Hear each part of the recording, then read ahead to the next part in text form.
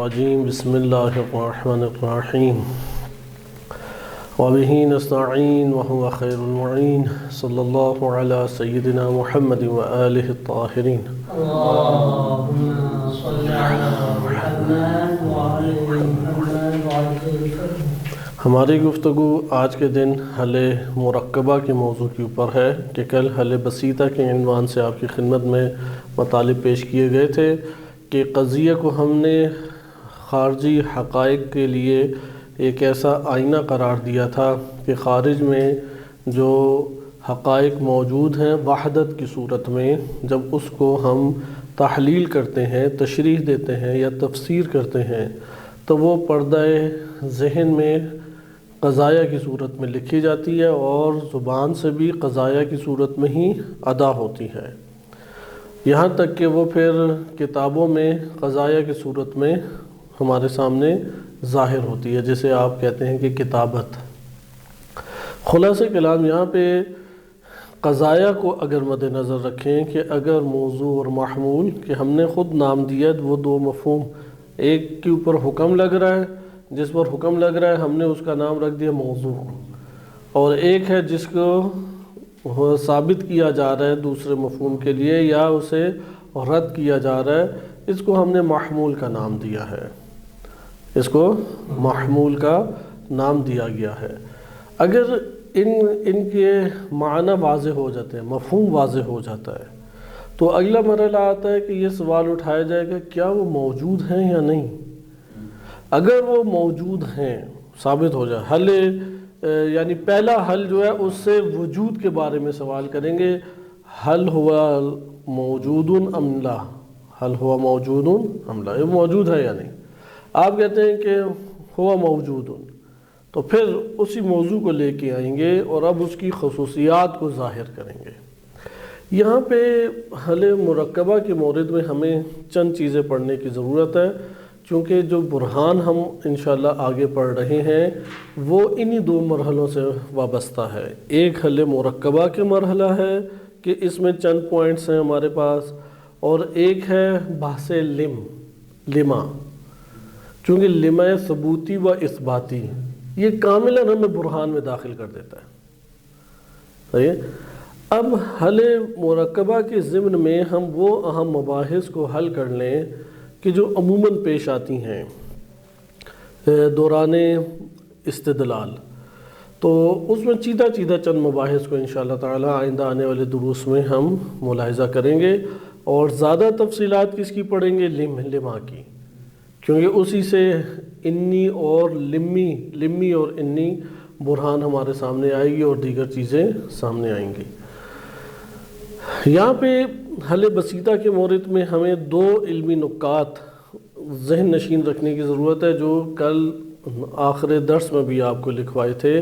کہ اول یہ ہے کہ خارج میں پہلے وجود ہے پھر ماہیت ہے. اگرچہ ہم جب قضیہ کو تشکیل دیتے ہیں تو موضوع کس کو قرار دے رہے ہوتے ہیں؟ عموماً موضوع ماہیت قرار دے رہے ہوتے ہیں، لیکن یہاں پہ عکس الحمل ہے، اصل میں وجود الانسان موجود ہو. لہٰذا ان دو قضیے میں واضح فرق ہے. ایک دفعہ آپ کہتے ہیں وجود الانسان موجود اور ایک دفعہ کہتے ہیں الانسان موجود.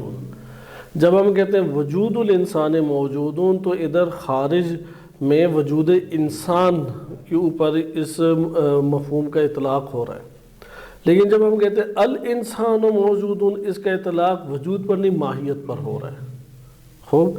لہذا اللہ سبحانہ وتعالیٰ کے علاوہ ہر خلقت جو ہے، ہر ذات، ہر وجود، وہ ماہیت اور وجود سے مرکب ہے، اور اس کی ماہیت جدا ہے اور وجود جدا ہے خارج میں، لیکن اتحاد ایسا ہے کہ ہم اس کو خارج میں نہیں جدا کر سکتے. درست ہے. یہ بقیہ فلسفے میں بحث انشاءاللہ آپ مطالعہ کریں گے. دوسرا اس میں جو علمی نکتہ آپ کے پاس تھا کہ جو بھی ہمارے پاس مفہوم بنتا ہے، اگرچہ جب وہ بن رہا ہے ہمیں محسوس ہوتا ہے کہ یہ تنہا تصور ہے، لیکن یہ جو ابھی ہم نے قضیہ پڑھا ہے وجود الانسان موجود، تو اس سے ہمیں یہ پتہ لگتا ہے کہ ہر بننے والا مفہوم خارج سے اگر اس کا کمپیریزن کریں، مقایسہ کریں، تو اپنی ذات میں حل بسیطہ کے عنوان سے قضیہ ہے. حل کیوں؟ اس وجہ سے کہ ہمارے پاس جب خارج میں ہم حقائق سے دو چار ہوتے ہیں تو خارج میں چونکہ اتحاد وجود اور ماہیت میں موجود ہے، اور ہم کہہ رہے ہیں کہ اصل حقیقت وجود کے لیے ثابت ہے، اور ثانیاً و بالعرض وہ کس کے لیے؟ ماہیت کے لیے ثابت ہے۔ پس اگر یہ کائنات کے اندر حقیقت ہے کہ حقیقت حقیقی یا اصلی یا اصیل وہ وجود ہے، اور ماہیت اس کی بنیاد کے اوپر سامنے آتی ہے، تو ہمارے پاس مفہوم بھی اسی طریقے سے دو صورتوں میں تقسیم ہو جانا چاہیے جب نفس میں، چونکہ اگر باہر ایک حقیقت ہے تو اس سے اس کا مفہوم آنا چاہیے، اور اس کے نتیجے میں جو دوسری شے ہے اس کا مفہوم جدا آنا چاہیے۔ تو اس لیے جب ہم اس سے دو چار ہوتے ہیں تو دو الگ ہمارے پاس مفہوم بن جاتے ہیں، ایک مفہوم وجود اور ایک مفہوم ماہیت۔ یا ہم اس طرح سے بھی کہہ سکتے ہیں، مثلا میں ایک کپ کو دیکھتا ہوں، ایک میز کو، ایک دیوار کو، جس مفہوم کو بھی میں اپنے نفس کے اندر منتقل ہوتا دیکھتا ہوں، پہلے اس کا باہر خارج میں وجود تھا۔ اب میں جب خالی دیوار کہتا ہوں تو کیا اس کا یہ مطلب ہے کہ الدیوار موجود وَإِلَّا میرے پاس منتقل نہ ہوتی نا؟ یعنی اس کا نتیجہ کیا نکلا؟ غور کریں تھوڑا، خارج میں اگر چیز موجود ہے اور ہمارے پاس اس کا تصور بن رہا ہے تو وہ تصور تنہا بنتا ہے، یعنی جسے آپ جزئی کہہ رہے ہیں، لیکن چونکہ خارج میں وہ موجود ہے تو یہاں پہ حل بسیطہ کے صورت میں وہ خود تنہا بھی قضیہ ہے، کیونکہ آپ اس بننے والے مفہوم کے بارے میں فوراً یہ کہیں گے کہ مثلا الجدار موجود، الارض موجودۃ، السماء موجودۃ، درست ہے؟ یعنی جو تصور بھی بنتا ہے اگر وہ خارج سے انتزاع کیا، ہم نے خارج سے اخذ کیا ہے تو خارج میں موجود تھا تو اخذ ہوا ہے نا۔ لیکن ابھی ہم نفس میں اگر حکم نہیں لگا رہے تو ایک حکم ہمیشہ لگا رہے گا، اس کا وہ حکم اس کی ذات میں ہی پنہا ہے، پوشیدہ ہے، اس لیے ہماری توجہ زیادہ نہیں جاتی، لیکن جب حل بسیطہ کے طور پہ سوال کریں تو فوراً عیاں ہو جاتا ہے۔ لہذا ہر بننے والا خارج سے اگر ہم دو چار ہوں اور ہمارے نفس کے اندر کوئی تصور بنے تو وہ تصور کیا ہوگا؟ وہ اگرچہ آپ کو جزئی لگ رہا ہے، اگرچہ آپ کو تنہا لگ رہا ہے، اگرچہ آپ کو ایک لگ رہا ہے، لیکن اپنی ذات میں کیا ہے؟ وہ قضیہ ہے یا نہیں؟ وہ کیسے قضیہ ہے؟ اس لیے آپ کیونکہ اس کے لیے وجود ثابت ہے آپ کے لیے۔ مثلا الجدار، آپ جب الجدار کہتے ہیں تو فوراً سوال کریں گے حل الجدار موجود؟ آپ کہیں گے الجدار موجود، جدار موجود ہے۔ الکرسی موجود، آپ کہیں گے الکرسی فی الخارج موجود۔ صحیح ہے؟ یعنی یہ بننے والے جو تصورات ہیں، چونکہ آپ اس کے بعد اور مفاہیم بھی ذہن میں لیتے ہیں، ان کے بارے میں اگر آپ نے خارج سے انتزاع نہیں کیا، صرف جہان ذہن سے انتزاع کیا ہے، جہان ذہن سے ہی آپ نے ایک اور مفہوم لیا ہے، اس کے بارے میں آپ کہہ سکتے ہیں کہ یہ موجود ہے یا نہیں۔ لیکن جو خارج سے ہمارے اندر منتقل ہو رہا ہے اس کے بارے میں آپ کو ثابت کرنے پڑے گا موجود ہے یا نہیں، یا اس کا وجود ہے ہی پہلے اور بعد میں ہمیں حاصل ہوا ہے؟ پہلے ہے۔ اس لیے ہم یہاں پہ دوسرا علمی نکتہ کہ جو مفاہیم ہمیں خارج سے حاصل ہوتے ہیں وہ اگرچہ واحد تصور یا مفہوم کہلا رہا ہے لیکن اپنی ذات میں قضیہ ہے یا نہیں؟ کوئی پوچھے گا کیسے قضیہ، تو کیا جواب دیں گے؟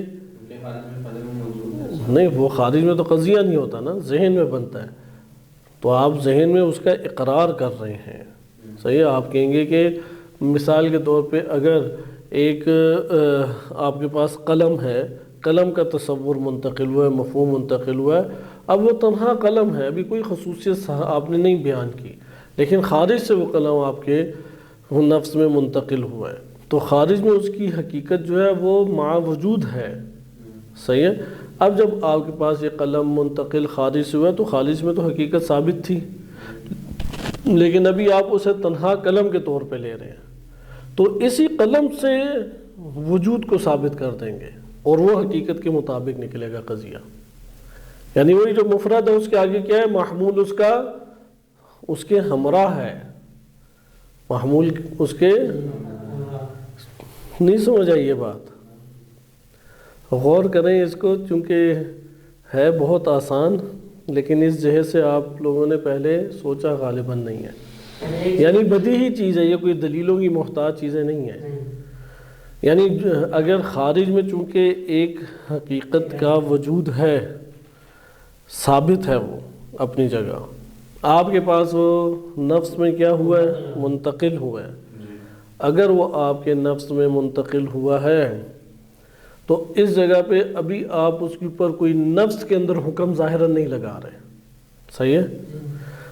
تنہا اسے محسوس ہو رہا ہے، وہ ایک ذات محسوس ہو رہی ہے، لیکن اس کے اندر ہی اس کے وجود کی داستان موجود ہے، چونکہ خارج سے آپ نے لیا ہے، اس کے اندر ہی وجود کا پیغام موجود ہے کہ یہ موجود ہے، صحیح؟ اس لیے آپ حقیقت سے، چونکہ ہم نے قضیہ کیا پڑھا؟ قضیہ آئینہ ہے حقیقت کے مطابق۔ اب یہ جو مفہوم منتقل ہوا ہے آپ کے پاس، اس کو آپ خارج کے اعتبار سے دیکھیں تو آپ کہیں گے کہ یہ میرے ذہن میں یہ قلم ادھر ہے، قلم مادی، اور میرے ذہن میں بھی اس کا تصور ایک بن رہا ہے حسی۔ یہ جو مفہوم ہے یہ میں منطبق اسی کے اوپر کروں گا یا نہیں؟ اب یہ اگرچہ مفرد کا مفرد مفہوم واحد ایک خارج میں فرد واحد کے اوپر منطبق ہو رہا ہے، لیکن یہ جو فرد واحد خارج میں ہے یہ مع وجود ہے یا نہیں؟ تو جب آپ کے ذہن میں منتقل ہوا ہے تو وہاں پر اس بات کا اقرار وہ اپنی ذات میں رکھتا ہے یا نہیں؟ تو آپ اگر خارج سے اس کا مقایسہ کریں تو اپنے نفس کے اندر یہ بات کہہ سکتے ہیں کہ القلم موجود، صحیح ہے؟ لہٰذا ہر مفرد کے بارے میں جو خارج سے آپ کے پاس آیا ہے، آپ ہر مفہوم جو خارج سے آپ کے پاس آیا ہے اس کا قضیہ آپ کیا بنا سکتے ہیں؟ موجودن کے ساتھ آپ بنا سکتے ہیں۔ اچھا، اب عقل جب آ کے اس کا جائزہ لے گی کہ یہ جو قضیہ اس نے بنایا القلم موجود، الکرسی موجود، اور وہ خارج سے مطابقت کرے گی، تو عقل اس کی تصدیق کرے گی یا نہیں؟ جی تصدیق کرے گی یا نہیں کرے گی؟ آپ جب قضیہ بن گیا القلم موجود، الکرسی موجود، عقل کی بارگاہ میں لائیں گے تو قضاوت عقل کرے گی، تو قضاوت عقل سے کیا مراد ہے؟ قضاوت عقل سے کیا مراد ہے؟ یہ ذہن نشین ہونا چاہیے، اس کا مطابقت دینا۔ جی، خارج کے ساتھ اس کا مطابقت، اگر مطابقت عقل کی نگاہ میں ہے تو وہ اس کے اوپر صداقت کا حکم لگائے گی، اور اگر نہیں ہے تو کذب کا حکم لگائے گی۔ یہاں پہ آپ نے ملاحظہ کیا کہ اس کا یہ معنی ہوا کہ اب وہ آپ کے پاس مفاہیم جو آپ کو ظاہراً کیا نظر آتے ہیں؟ مفرد اپنے نفس میں احساس ہوتے ہیں، اگر ان کو ہم حل بسیطہ کے عنوان سے دیکھیں تو ان کے وجود ان کے ہمراہ ہیں یا نہیں؟ لہٰذا اس میں ہم یہ قضیہ بنا سکتے ہیں کہ الکرسی موجود، القلم موجود، السماء موجودۃ۔ ادھر وجود کو ان کے لیے ثابت کرنے کے لیے آیا ہم عقل جو ہے وہ کسی برہان کی محتاج ہے؟ چونکہ وہ ثبوت موجود ہے۔ بہرحال ابھی فلسفے میں اور اس کے اندر بہت دقتیں پائی جاتی ہیں، لیکن اس جگہ پہ یہ عرض کرنا مقصود تھا کہ جب خارج ایسی کائنات ہے کہ جس میں ہر حقیقت ثابت ہے، اور اس ثابت حقیقت سے جب آپ کے پاس مفاہیم منتقل ہوتے ہیں تو وہ مفاہیم اپنی ذات اور ان کا خارج میں وجود کے ہمراہ ہونا ہر دو پیغام آپ کو دیتے ہیں، اگرچہ وہ صرف ایک مفہوم بن رہا ہے، لیکن وہ اپنے ذات میں یہ پیغام لیے بھی ہے کہ میں موجود بھی ہوں۔ لہذا آپ اس ایک کو کھول کے قضیہ بنا سکتے ہیں، وَإِلَّا اس کے علاوہ آپ کو ہمیشہ ایک مفہوم کے لیے الگ سے محمول لانے کی ضرورت ہے سوائے اس مورد کے۔ ادھر جو ہے نا وجود محمولی وہ موضوع کے ہمراہ ہی ہے، صرف کھولنے آپ نے اپنے الفاظ میں۔ کیوں وہ اس کے ہمراہ؟ چونکہ خارج میں موجود تھا، تو خارج سے جب بات آیا میرے پاس تو یہ آئینہ کس کا بن رہا ہے؟ خارج کا۔ تو جب آپ اس آئینے میں اس کی ذات کو دیکھ رہے ہیں تو اس کے ہمراہ یہ بھی تو آپ اقرار کر رہے ہیں کہ یہ خارج میں موجود ہے۔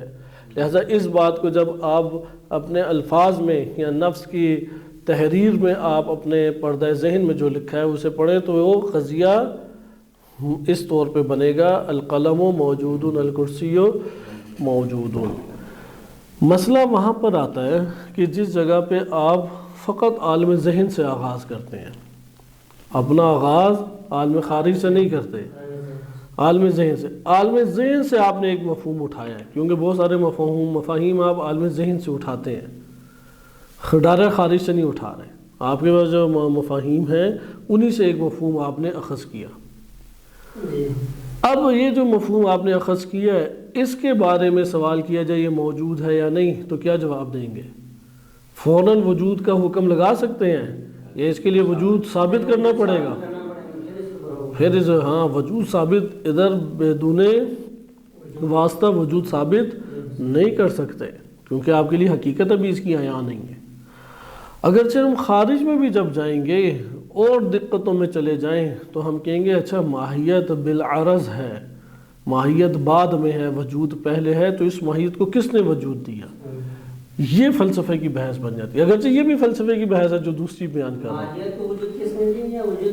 وجود کو، وہی ماہیت کو وجود کس نے، کیونکہ ماہیت کا اپنا اصل حقیقی مال تو ہے نہیں نا، ایک ہوتا ہے نا ذاتی خصوصیت، ماہیت کی ذاتی خصوصیت تو وجود ہے نہیں، اسے کسی نے وجود دیا تو اسے وجود میں لینا، اور وہ اللہ سبحانہ و تعالیٰ نے وجود دیا۔ ادھر ہم کہتے ہیں کہ ماہیت کو وجود میں یا عدم ہر دو سے ملحق کرنے کے لیے ایک ہستی کی ضرورت ہے، جس نے آ کے اسے وجود دیا، جس نے آ کے اسے عدم سے ملحق کیا، چونکہ نہ عدم اس کی ذات میں ہے اور نہ وجود اس کی ذات۔ جیسے ہم کہتے ہیں الانسان حیوان ناطق، ادھر ہم نے پڑھا وجود حیوان ناطق یا عدم حیوان ناطق، وجود اور عدم دونوں نہیں ہیں، تو کوئی تو ہے کہ جو اس کو وجود یا عدم سے تعلق قائم کرے گی۔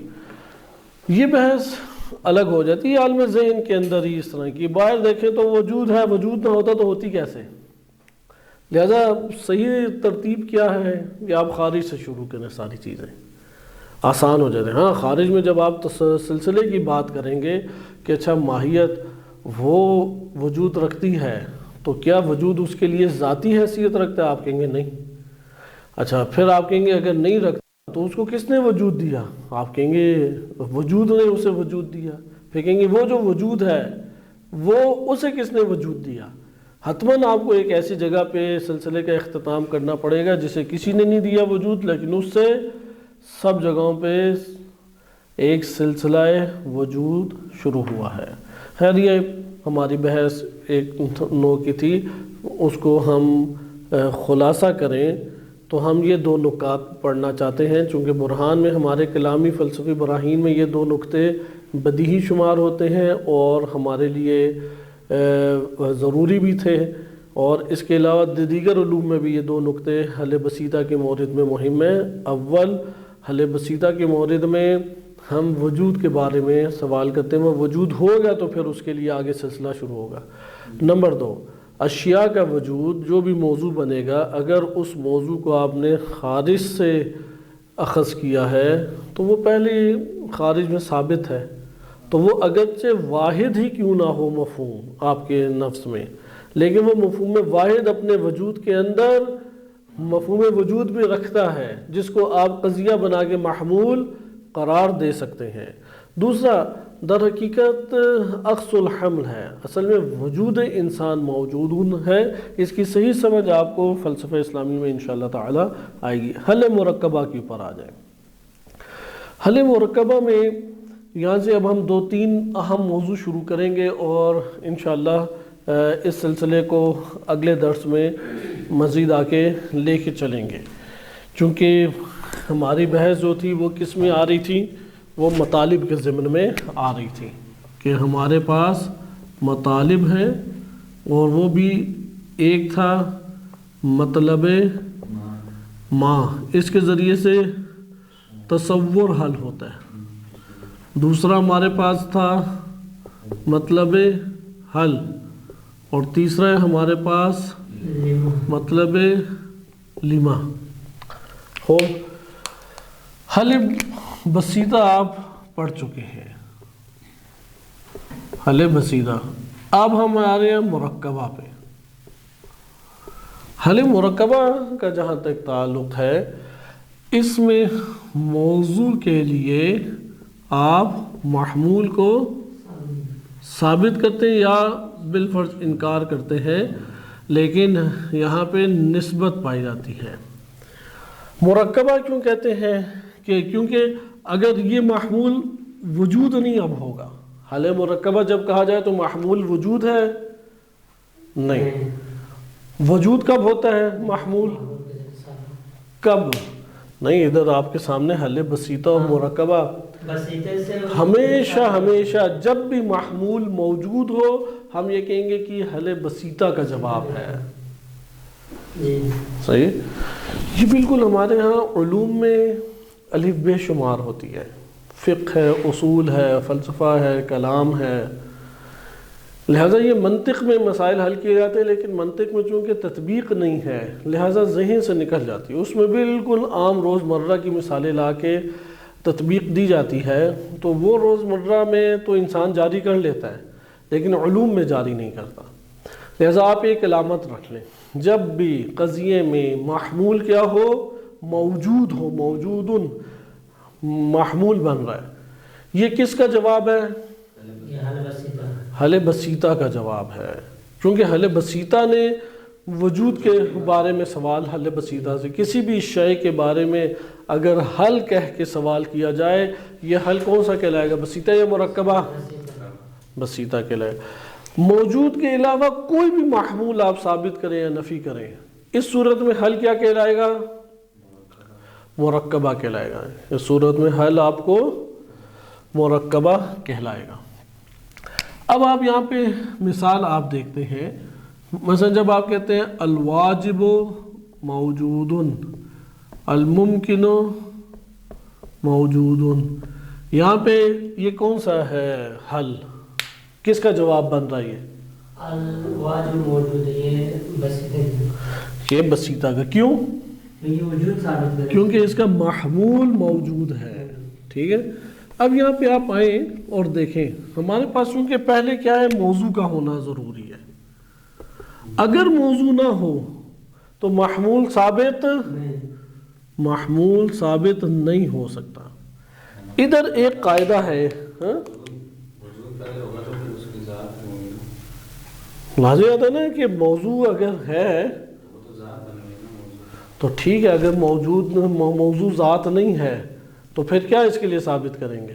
پہلے محمول کو ثابت نہیں کریں گے، کس کے لیے؟ موجود ہوگا تو ہم اس کی خصوص، تو وہ تو کہہ دیا نا، حل بسیطہ میں آپ پڑھ چکے نا، موضوع اور محمول ہر دو کے وجود کو ثابت کرنا ہے تو آپ حل بسیطہ سے جملے بناتے جائیں۔ حل بسیطہ نے مفاہیم کے وجود کو ثابت کرنا، یعنی اگر آپ مفاہیم جو مفاہیم بھی ہیں خارج کے اعتبار سے ان کے وجود کو ثابت کرنا چاہیں تو آپ کیا سوال اٹھائیں گے؟ حل کے ذریعے سوال اٹھائیں گے، لیکن یہ حل کیا کہلائے گا؟ حل بسیطہ۔ اب یہ پار ہو گیا نا، ہماری ختم ہوگی بحث۔ اب ہم کیا پڑھ رہے ہیں؟ حل مرکبہ میں جب داخل ہو رہے ہیں، اس کا کیا مطلب ہے؟ جو بھی مفہوم لے کے آ رہے ہیں، جو مفہوم بھی لے کے آ رہے ہیں وہ موجود اور ثابت ہے، وہ موجود اور ثابت ہے، درست ہے؟ کیونکہ اگر موجود اور ثابت نہ ہوتا تو حل مرکبہ کا مورد آتا نہیں آتا۔ ادھر ایک بہت اہم قاعدہ جو فلسفہ اور کلام میں اور بقیہ علوم میں بار بار آتا ہے، اسے کہتے ہیں قاعدہ فرعیت۔ صحیح ہے؟ اور وہ قاعدہ یہ ہے کہ ثبوت، آپ نے غور سے اسے یاد کرنا، ثبوت شیئن لے شیئن، ثبوت شیئن لے شیئن، فرع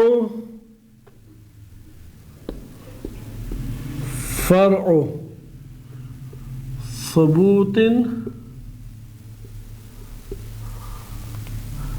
فرع ثبوت شیئن لہو، غالباً اس طرح سے ہے۔ صحیح، یعنی اس جگہ پہ آپ غور کریں، ایک منٹ میں اس کے جو عبارت ہے اس کی ایک دفعہ تصدیق کر لوں کہ ہمارے پاس جو قاعدہ فرعیت بنتا ہے وہ کیا اس میں بنتا ہے، یعنی آج ہم جب حل مرکبہ پڑھ رہے ہیں تو ہمارے پاس یہ قاعدہ فرعیت اس کو حل ہونا لازم ہے، صحیح ہے، چونکہ حل مرکبہ کا مفاد کیا بنتا ہے؟ قاعدہ فرعیت، حل مرکبہ یعنی قاعدہ فرعیت. تو ہاں ثبوت شیء فرع ثبوت المثبت لہ، فرع ثبوت مثبت لہ، مثبت لہ اسے پڑھیں گے. اس کو تھوڑی سی اصلاح کر لیں، فرع ثبوت شیء نہ لکھیں، شیء لکھنے میں بھی عیب نہیں ہے لیکن وہ معنی نہیں دے گا. فرع ثبوت المثبت مثبت لہ، اس کو آئیں اب ہم حل کریں. یہاں پہ دیکھیں ثبوت الشیء، آپ نے اگر ایک چیز کو ثابت کرنا ہے، یہ کیا ہماری اس اجزائے قرار پا رہا ہے قضیے میں؟ ثبوت الشیء لے شیء، یہ لے شیء دوسرا ہے. یہاں پہ اگر آپ دقت کریں تو یہ محمول بن رہا ہے کیونکہ آپ اس کو ثابت کر رہے ہیں نا، شے کا ثابت ہونا، لے شیء یعنی موضوع کے لیے. ابھی غور سے دیکھیں، موضوع کے لیے محمول کا ثابت ہونا فرع یعنی اس وقت ممکن ہے مثبت لہ، جس کے لیے ثابت کیا جا رہا ہے وہ ثابت ہو، جس کے لیے شے کو ثابت کیا جائے. کس کے لیے شے کو ثابت کیا جا رہا ہے؟ وہ کون ہے؟ ایک سوال غور سے پہلے سنیں اس کے بعد جواب دینا. پہلے جواب کیسے دے دیں گے آپ؟ یہ قاعدہ فرعیت جو ہے نا بدیہی قاعدہ ہے، لیکن اس میں ثبوت اتنی دفعہ آ گیا کہ وہ طالب علم جو ہے وہ بعض اوقات گیر ہو جاتا ہے، اسے پیچیدگی پتہ ہی نہیں لگتی. یعنی جو ہم قاعدے وہ حل مرکبہ ہے، حل مرکبہ یہی قاعدہ ہے، یہ قاعدہ حقیقت میں حل مرکبہ ہے. اب ہمارے یہاں تمام آپ دروس کے اندر قاعدہ فرعیت سے لفظ استعمال کرتے ہیں، بعض اوقات حل مرکبہ کہہ دیتے ہیں. تو یہ نہیں کوئی لے کے آتا موضوع ہے، محمول ہے، نسبت ہے، اس طرح سے عموماً نہیں لے کے آتے. درست. لہذا قاعدہ فرعیت کیا ہے؟ ثبوت الشیء لشیء فرع ثبوت المثبت. اسے اس میں مفعول پڑھنا ہے آپ نے، اس میں مفعول یعنی مثبت لہ، جس کو ثابت کیا گیا ہے، صحیح، جو کہ ثابت شدہ ہے. اسے ترجمہ لکھ لیں، جو کہ ثابت شدہ ہے. ثابت شدہ ہے کا ثابت ہونے کی فرع ہے. اب بتائیں ادھر کون ہے جو ثابت شدہ ہے موضوع اور محمول اور نسبت میں؟ شے. تو ادھر آپ نے قضیے سے آپ نے قضیے کے اجزاء سے جواب دینا ہے. لے شیء تو دو دفعہ آیا نا، کون سا لے شیء؟ اول دوم. آپ نے قضیے کے ان اجزاء سے جواب دیں کہ ادھر ثبوت الشیء سے کون مراد ہے، ادھر شیء سے کون مراد، ادھر مثبت لہ سے کون مراد ہے. کون ہے ان تین میں سے مثبت لہ سے مراد؟ محمول ہے. اس کو یہ ثابت شدہ ہے پہلے، پہلے معمول ثابت ہو تو کس کو؟ مثبت لہ، جس کو ثابت کی، ہاں جو ثابت شدہ ہے پہلے سے ثابت ہے، یعنی وہ تو گزر گئی نا بحث بس وجود کی. آپ حل مرکبہ پہلے غور سے نا اس مطالب کو پڑھیں، سوچیں.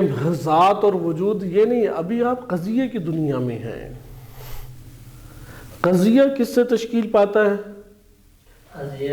موضوع محمول اور نسبت. ابھی ان اجزاء کو آپ لائیں نا ذہن میں. حل بسیطہ میں قضیے میں محمول ہمیشہ کیا ہوتا ہے؟ موجود. اور موضوع نہیں معلوم، اگر ایک محمول کے ذریعے سے وہ خارج ہو. میرے خیال میں سوال میں ابھی نہیں کرتا، آپ اس کے اوپر تھوڑا غور کریں کیونکہ اسی قاعدہ فرعیت سے آپ کے لیے حل بسیطہ حل ہوگا. یہاں پہ ہمیں قاعدہ فرعیت، کیونکہ ابھی ہم نے کئی چیزیں اس کے دائرے میں پڑھنی ہیں. ایک جب صغرا کبرا بن کے آپ دلیل بناتے ہیں تو صغرا اور کبرا دونوں ہی قضیے ہوں گے. ان قضایا کے اگر اجزاء آپ کے لیے صحیح طرح ثابت نہیں ہیں تو کیسے نتیجہ لے سکتے ہیں؟ اس لیے یہاں پہ سارا کا سارا اثر دلیل کے اوپر پڑے گا جو ہم برہان آگے بنانا چاہ رہے ہیں. درست؟ یہاں پہ اب آپ دیکھیں ثبوت الشیء لے شیء ہے. اس جگہ پہ شے کا ثابت کرنا شے کے لیے. یہاں پہ کس کو ثابت قضیے میں ہمیشہ کرتے ہیں ہم؟ ثابت کس کو کرتے ہیں؟ ایک نام لے. موضوع کو ثابت کرتے ہیں، محمول کو ثابت کرتے ہیں. آپ موضوع کو ثابت کر رہے ہوتے ہیں. آپ جب کہتے ہیں مثلا زید قائم تو کس کو کس کے لیے ثابت کیا ہے؟ کس کو کس کے لیے ثابت کیا آپ نے؟ اس میں زید قیام تو اس کے کون ہے ثابت؟ جس کو کر رہے ہیں وہ کون ہے؟ ہمیشہ محمول ہے. ہمیشہ جس کو ثابت کر رہے ہیں. آپ اس کا ادھر حکم لگانا بھی کہہ سکتے. جس کو جو حکم لگ رہا ہے وہ ہمیشہ کون ہوتا ہے؟ ایک ہے جس پر حکم لگ رہا ہے، ایک ہے جس چیز کا حکم لگ رہا ہے. وہ چیز جس کا حکم لگ رہا ہے وہ ہمیشہ کون ہوتا ہے؟ ہاں، موضوع کیسے ہوتا ہے؟ اس کا یہ مطلب ہے کہ آپ کے ذہن میں صحیح تصور نہیں بن رہا. موضوع اور محمول، چونکہ علوم کی زبان موضوع محمول ہے. اگر آپ آغاز میں ہی نہیں اس کو سمجھ پائیں گے تو یہ درست آپ کے لیے آگے نہیں ثابت ہوگا. اس جگہ پہ آپ غور کریں، چونکہ ہم حل بسیطہ میں پڑھ تو گئے باہری کچھ مطالب جس کی غور و فکر کی ضرورت ہے، وہ غور و فکر کے علاوہ حل ہونے والے نہیں ہیں بدیہی، لیکن اس اینگل سے اس جہت سے سوچا ہی نہیں ہوتا. صحیح. یہاں پہ آپ آگا دیکھیں ہم نے حل بسیطہ پہلے پڑھا کیوں ہے؟ تاکہ یہ بتائیں کہ موضوع اور محمول دونوں موجود ہیں. اگر دونوں میں سے ایک موجود نہیں ہے تو کس طرح سے ایک دوسرے کے لیے ثابت کر سکتے ہیں؟ پھر ہم نے یہ بتایا تھا کہ حکم نفس لگاتا رہتا ہے. حکم جب نفس لگا رہا ہوتا ہے تو اس میں نفس کیا کرتا ہے؟ ایک مفہوم کے لیے دوسرے مفہوم کو ثابت کرتا ہے. ایک شے کو دوسرے شے کے لیے ایک، کیونکہ شے کا دائرہ وسیع ہے، مفہوم کے اوپر بھی اطلاق ہوتا ہے. ایک شے کو یا ایک مفہوم کو دوسرے مفہوم کے لیے ثابت، جس کو ثابت کیا جا رہا ہے. صحیح ہے؟ جس کو ثابت کیا جا رہا ہے وہ ہمیشہ کون ہے؟ ہمیشہ وہی ہوتا ہے محمول. اور جس کے لیے ثابت کیا جا رہا ہے وہ موضوع ہے. یعنی موضوع جو ہے وہ ثابت شدہ ہے ہمیشہ. جو حل بسیطہ میں نا، آپ حل بسیطہ کا مرحلہ طے کر گئے نا. ثبوت سے آپ کی نظر میں کیا مراد ہے؟ ثبوت سے ثابت شدہ تو وجود ہے نا اس کا، اپنا انسان یا کوئی بھی چیز ہے تو اس کے ساتھ اس کی ماہیت بھی تو ثابت ہے نا. لیکن ہم نے کہا کہ مرکبہ میں ہم آگے اس کی خصوصیات کو کریں. تو خصوصیات کون ہے؟ وہ خصوصیات کس کے لیے ثابت کریں گے؟ محمول کے لیے ثابت ہوتا ہے. محمول ہمیشہ بنتا ہی وہ ہے جسے ثابت کرنا ہے کسی شے کے لیے، ورنہ تو آپ قضیہ بنا نہیں سکتے نا. آپ اس مرحلے کو اطمینان سے حل کریں، کیونکہ یہ قاعدہ فرعیت یہ کوئی مشکل قاعدہ نہیں ہے، بدیہی اور واضح ترین قواعد میں سے ہے. کوئی دلیل لانے کی ضرورت نہیں ہے، لیکن اپنے ذہن کو پہلے آپ کلیئر کریں. ہم جو پیچھے اتنی طولانی داستان پڑی ہے حقائق کی، اس کا اگر آپ جائزہ لیں تو اس میں ہمارے سامنے کائنات کے اندر ہر چیز اپنی خصوصیات کے ساتھ اتحاد کے ساتھ موجود ہے. آپ نے اس اتحاد کی تشریح کرنی ہے. جب آپ تشریح کریں گے تو ایک دفعہ آپ وجود کے دامن میں بات کر رہے ہوتے ہیں، وہ حل بسیطہ ہو گیا۔ لیکن آپ وجود کے لیے خصوصیات قضائیہ میں نہیں ثابت کریں گے، آپ ذات کے لیے ثابت کر رہے ہوتے ہیں، صحیح ہے؟ لیکن یہ بعد میں فلسفے میں جا کے بحث ہوتی ہے کہ یہ جو ذات کے لیے ثابت کر رہے ہیں یہ ذات کی خصوصیات ہیں حقیقت میں یا وجود کی، تو وہ فلسفہ ہے، وہ ابھی ہمارے دائرے سے باہر ہوگی بات۔ لہذا جب بھی آپ قضایہ بنائیں گے تو آپ حل بسیطہ کے بعد حل مرکبہ آ جائیں تو وہاں پہ آپ کس کو لے کے آئیں گے؟ ذات کو لے کے آئیں گے۔ ذات جو ہے وہ ثابت ہے۔ یہاں پہ یہ بات بیان کی جا رہی ہے کہ اگر ذات جو ہے وہ ثابت نہ ہو تو اس کے لیے کسی محمول کو ثابت کر سکتے ہیں آپ؟ جب ذات ثابت ہو، اب آپ اس کو عربی زبان میں کلمات سے ادا کرنا چاہیں تو آپ یہاں پر کچھ الفاظ لے کے آئیں گے، ان عربی کلمات سے آپ کی صحیح طریقے سے واقفیت ہونا لازم ہے۔ لہٰذا یہاں پہ ہمیں یہ پتہ لگ گیا ایک چیز ہے جو ثابت ہے، پہلے سے ثابت ہے، تاکہ اس کے لیے کسی چیز کو ثابت کر سکیں ہم قضیے میں، تاکہ قضیے میں اس کے لیے کسی چیز کو ثابت کر سکیں۔ جس کو بھی ثابت کیا جا رہا ہو وہ ہمیشہ کیا ہوتا ہے؟ محمول۔ اور جس کے لیے ثابت ہو رہا ہے وہ ہمیشہ کیا ہوتا ہے؟ ادھر توجہ بھی ادھر کریں، چونکہ یہ سمجھنے سے تعلق رکھتی ہے، لکھنے سے نہیں ہوتی اسے۔ یہ آپ کے نفس میں غور و فکر سے جب تک لکھا نہیں جائے گا تو آپ کوئی 10 جلدیں لکھ لیں، نتیجہ کچھ نہیں ہے، وہ 2 دن بعد ذہن سے اتر جائے گا، چونکہ بہت بدیہی قاعدہ ہے یہ، صحیح ہے کہ اس کی ذات ہے تو اس کے لیے کوئی ثابت کیا جائے گا نا۔ خوب، اب یہاں پہ انہوں نے اس کو کہتے ہیں ثبوت۔ ثبوت اور اس بات میں کیا فرق ہے؟ ثابت، ہاں، جو چیز ثابت ہے، اور اس بات جس کو نہیں، اس ثابت کرنے کو کہتے ہیں اس بات۔ ثبوت میں ایک شے ہے، اس بات میں ایک کو دوسرے کے لیے ثابت کرنا ہے۔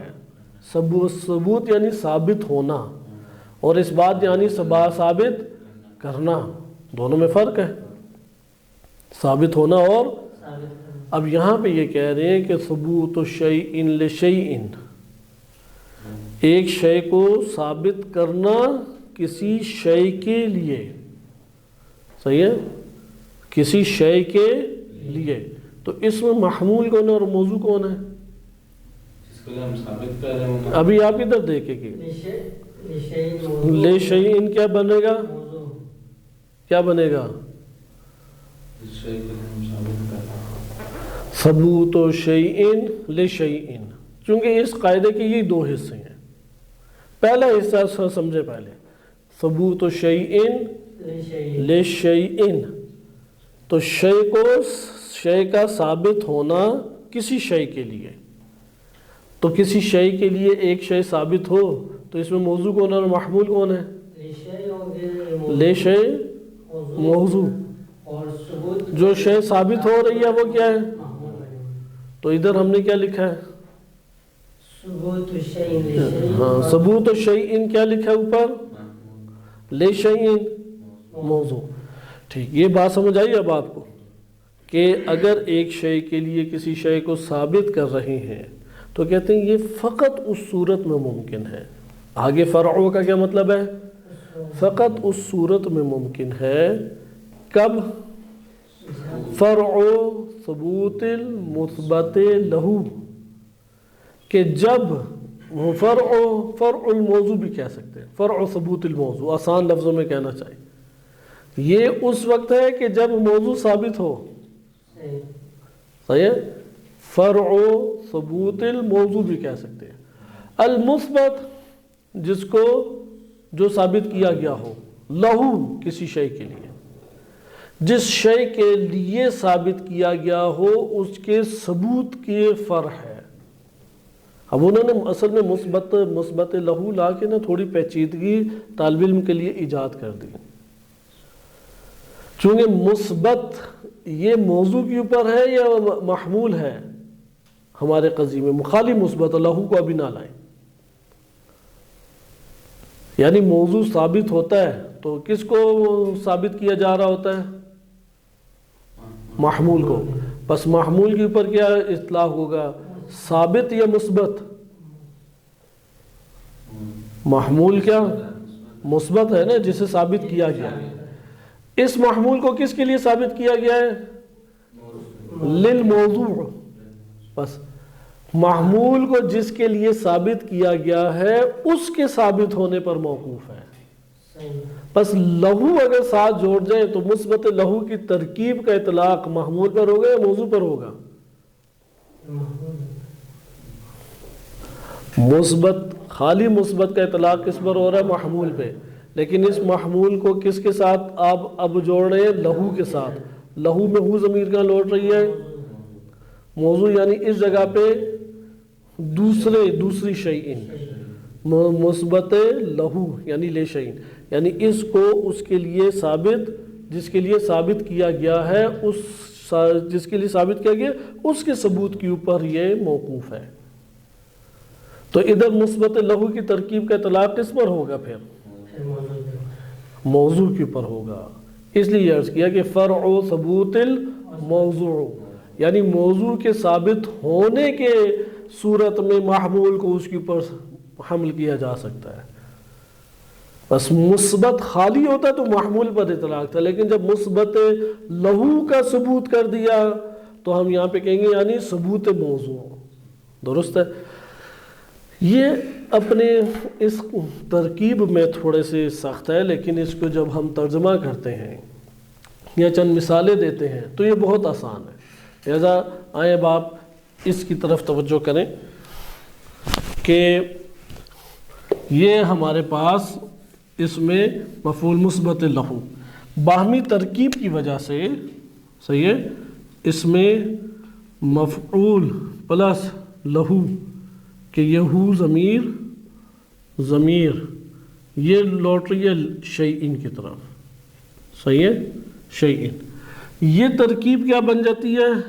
موضوع.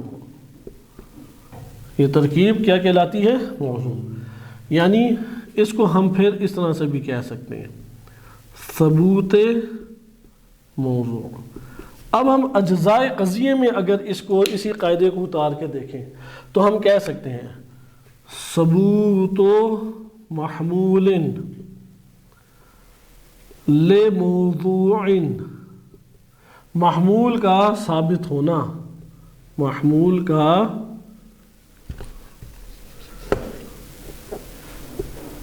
موضوع کے لیے ثابت ہونا، موقوف. فرع سے کیا مراد ہے؟ فرع یعنی موقوف ہے کس کے اوپر؟ فرع نہیں، فرع ثبوت مثبت لہو، یعنی موقوف ہونا، موقوف ہے موضوع کے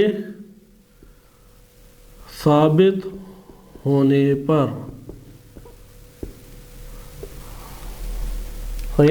محمول کا موضوع کے لیے ثابت ہونا موقوف ہے موضوع کے ثابت ہونے پر. اس جگہ پہ آپ یہ دیکھیں نا، یہ بن جاتا ہے مبتدا اور یہ بن جاتا ہے خبر. صحیح. یعنی محمول کو اگر آپ موضوع کے لیے ثابت کرتے ہیں یہ تب ممکن ہے جب موضوع کیا ہو؟ ثابت ہو. اس لیے اگلا ہم اس طرح سے لکھ سکتے ہیں محمول کو موضوع کے لیے اس وقت ثابت کیا جا سکتا ہے جب موضوع خود ثابت ہو. اگر موضوع ثابت نہ ہو تو محمول کو ثابت کیا جا سکتا ہے؟ نہیں. لہذا یہ ایک تعبیر. اس کی اب مثال دیکھیں. مثال آپ کہتے ہیں کہ اب العرش ثم النقش، پہلے زمین ہے پھر اس کے اوپر نقش ہے نا، پہلے پتھر ہے پھر نقش ہے. العرش ثم نقش، یعنی العرش یعنی موضوع ہے، موضوع ہے، ثم النقش پھر محمول کو ثابت کر سکتے ہیں. یہ ہمارے پاس قاعدہ فرعیت کہلاتا ہے. خوب، یہاں پہ جو بحث علمی دنیا میں آتی ہے وہ اس طریقے سے آتی ہے کہ اب ہم اس کو ایک اور انداز میں دیکھ لیں. یہ قاعدہ فرعیت آپ کے لیے آشکار ہو گیا. خوب، وہ بحث اس طرح آتی ہے کہ آیا ہمارے پاس قاعدہ فرعیت کا تو نتیجہ یہ نکلتا ہے کہ موضوع کیا ہو؟ پہلے ہو.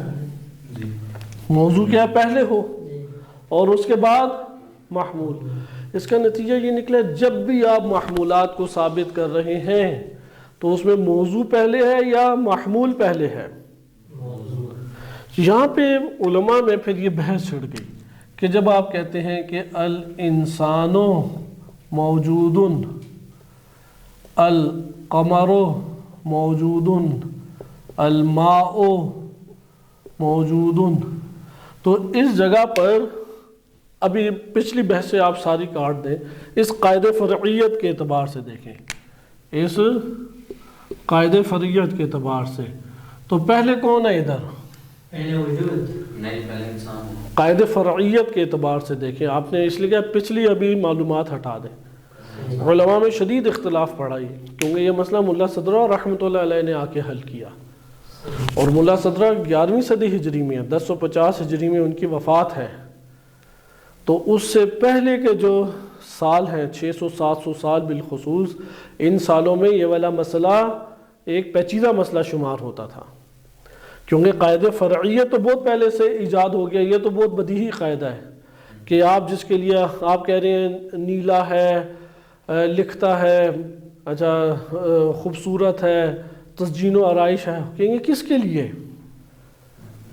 کہیں گے وہ نہیں پتا کس کے لیے، لیکن ہے. آپ کہیں گے پھر نہیں ہے وہ، چونکہ موضوع لے کے آئیں گے آپ، قلم لکھیں گے تو پھر اس کے لیے ثابت کریں گے نا.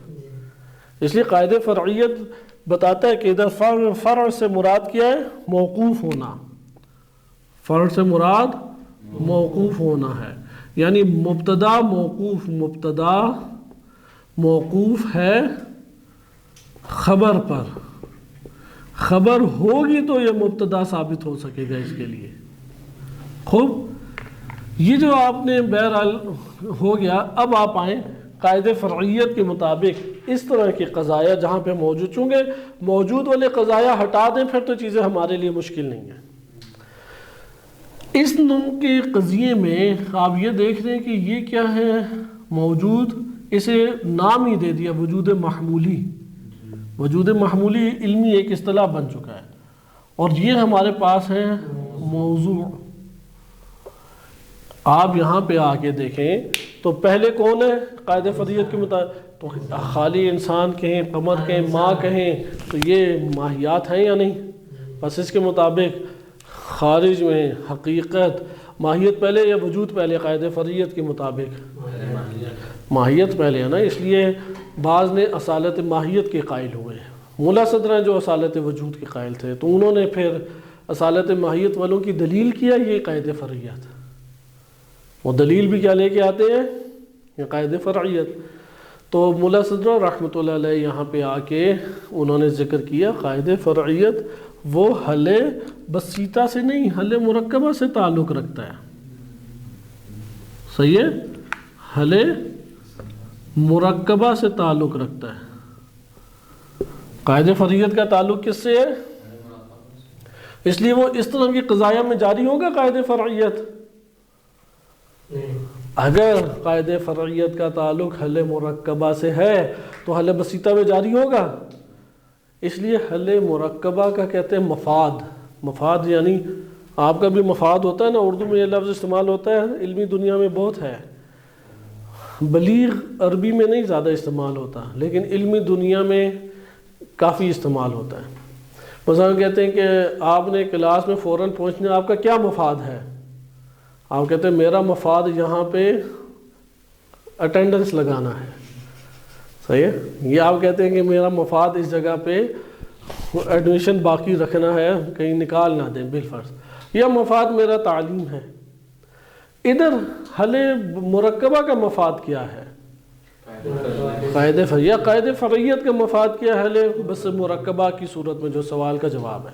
خوب یہاں پہ بھی غور کریں، جو بیان کرنا مقصود تھا اس کا پھر جواب کیا ہے. ملا صدرہ نے اسے آ کے کہا کہ اس طرح کے قضایا کا تعلق، اس نوع کے قضایا ان کا تعلق کس سے ہے؟ حل قضایا کا تعلق حل بسیطہ سے ہے. صحیح ہے. اور کیا انہوں نے ثابت کیا اس سے؟ دوسرا یہ ثابت کیا کہ یہاں پہ ظاہراً اس کی شکل یہ ہے، وَإِلَّا ان سب جگہوں پہ وجود محذوف ہے.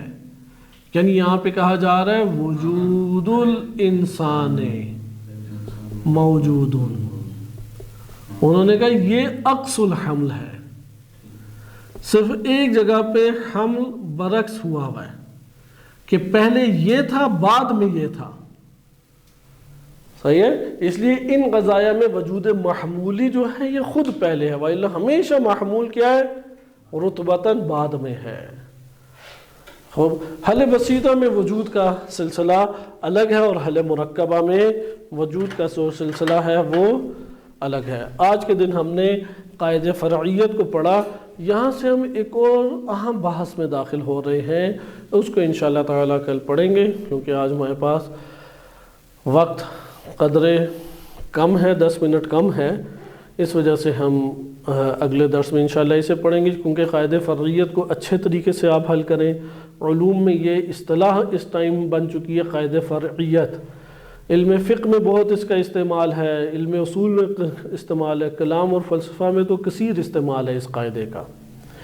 کل انشاءاللہ تعالی ہم پڑھیں گے موضوع اور محمول جزئی ہوں یا کلی ہوں، کیونکہ علوم کی دنیا جزیات سے بحث نہیں کرتی. اس لیے ہمیں سمجھانے کے لیے زید قائم کہہ دیتے ہیں، لیکن زید قائم کی صورت میں کسی علم میں کوئی بحث نہیں ہوتی. حتیٰ علم فقہ میں بھی یہ بحث نہیں ہوتی. علم فقہ میں جب کہتے ہیں الصلاۃ واجبۃ، صلاۃ کو بمعنی کلی لے کے آئیں گے. الصوم واجب، اس کو بطور کلی لے کے آئیں گے. الکفارۃ واجبۃ، یہ کیا ہے؟ کلی لے کے آئیں گے. کلی اور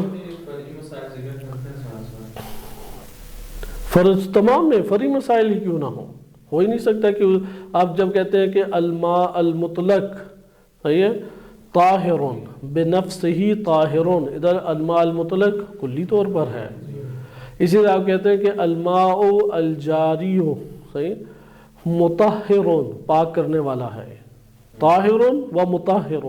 ادھر ماء جاری آپ یہ نہیں کہیں گے پاکستان کا دریا راوی، بلکہ کیا ہے؟ کلی طور پہ لے کے آئیں گے آپ. اس لیے علوم میں انشاءاللہ تعالی اب ہم اگلی بحث میں آئیں گے حل مرکبہ میں، کہ جب آپ نے ذات اور اوصاف کو ملاحظہ کرنا ہے تو اوصاف جزئی نہیں اور ذوات جزئی نہیں ہونی چاہیے، ضروری ہے کہ وہ کلی ہو. صلی اللہ علیہ سیدنا محمد وآلہ الطاہرین.